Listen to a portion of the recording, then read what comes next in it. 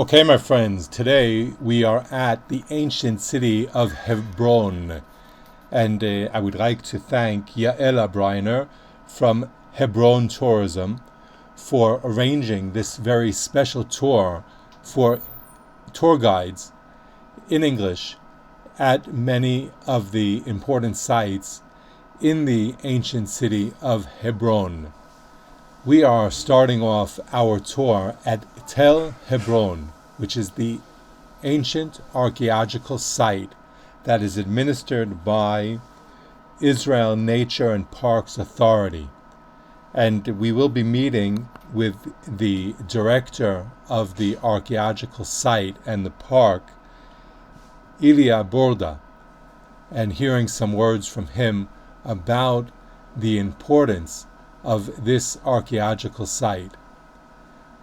The site is at Tel Romeda on the top of Hebron. It is the ancient site. Some archaeological work has been done here, and we are going to see some of the findings, but there is still a huge amount of history hidden under the ground that we walk on, and parts of the park that are still available to dig. So there's a huge amount of work to be done here and things to be found here in the ancient city of Hebron. Of course, we know from the Bible that King David began his monarchy here in Hebron as the king of Judea. This was the capital of Judea, and the Bible tells us that David was king in Hebron for 7 years before he united the kingdom of Israel and moved his throne to Jerusalem. So you could say this place was the first kingdom of Judea, the first capital city of Judea. Here we can see the stairs leading into the Mikvah. The Mikvah is a ritual bath, and that is one of the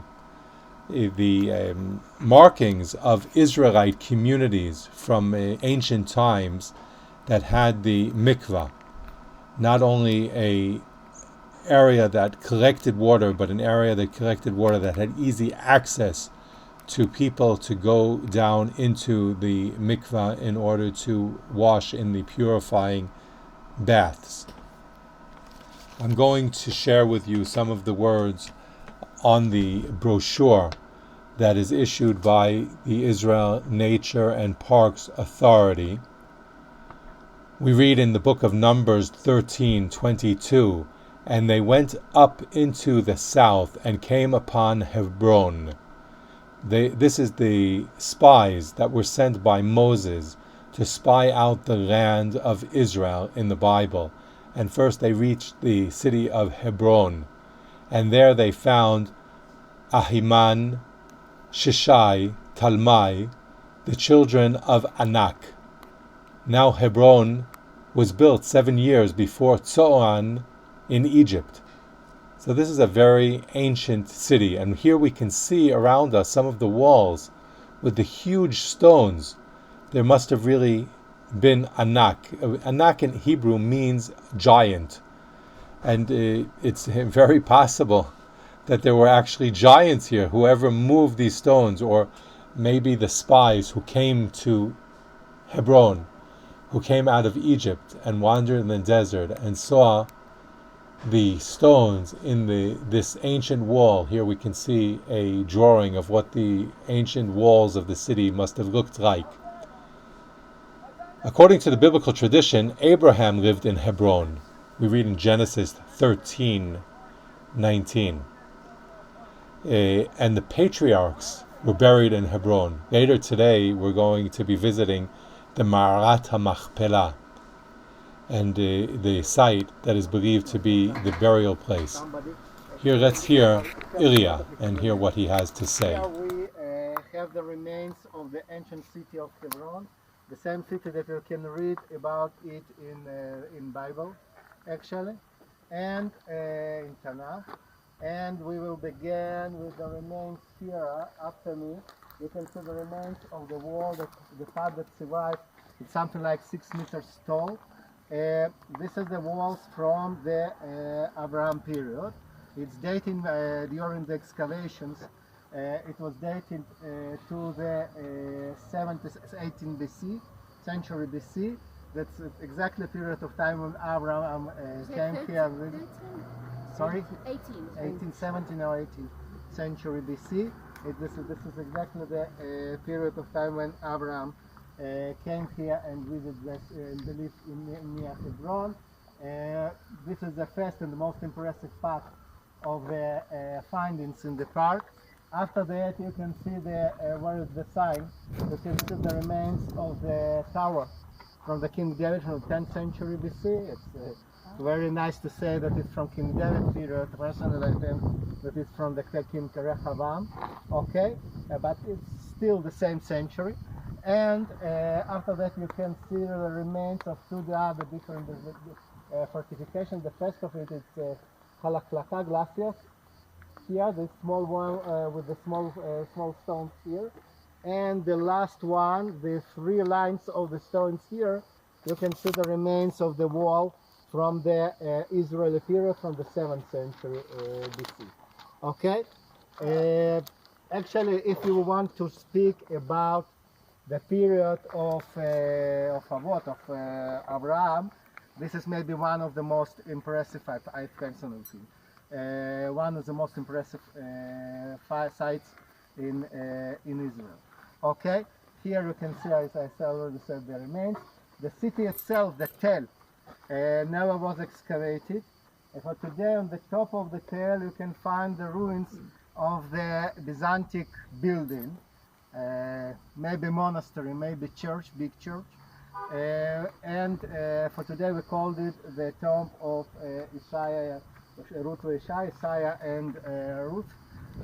From archaeological point of view, it cannot be. Thank you, Ilya Borda, who is the archaeologist and director of the Tel Hebron, Tel Rumida archaeological site at Hebron for Israel Nature and Parks Authority. And do consider visiting Hebron. Feel free to reach out to me if you would like me to be your tour guide. And there are other amazing, great places to visit in Hebron. Today we visited the Ariel in Judea winery and met with Amichai, the winemaker and owner, and tasted some of the wines and heard the story of the family and the story of their daughter Hallel, who was murdered by a Palestinian terrorist. We visited the Ma'arat HaMachpelah, which I will cover in another video. Ma'arat HaMachpelah is the burial place of the patriarchs and matriarchs of the nation of Israel, and that of course is a very holy and special place. And we visited the museum of the community, the Jewish community in Hebron. We visited Beit Hadassah and we had lunch there, which is also an option when we are visiting in Hebron, to have a meal there and tour through the town. We visited the Avraham Avinu synagogue in Hebron and heard the really incredible stories of that place too. And of course here at Tel Hebron, the archaeological site, which is all a very, very special visit. And when we plan our tours, we will also consider other places in the area, like visiting Herodion, the palace and burial place of Herod the Great, and visiting Susia, and possibly other wineries and Gush Etzion. So I do look forward to seeing you here in the heartland of Israel. I hope that you enjoyed this video, and I look forward to hearing your comments and feedback, so please share them in the comment section. Be well, and shalom from the heartland of Israel.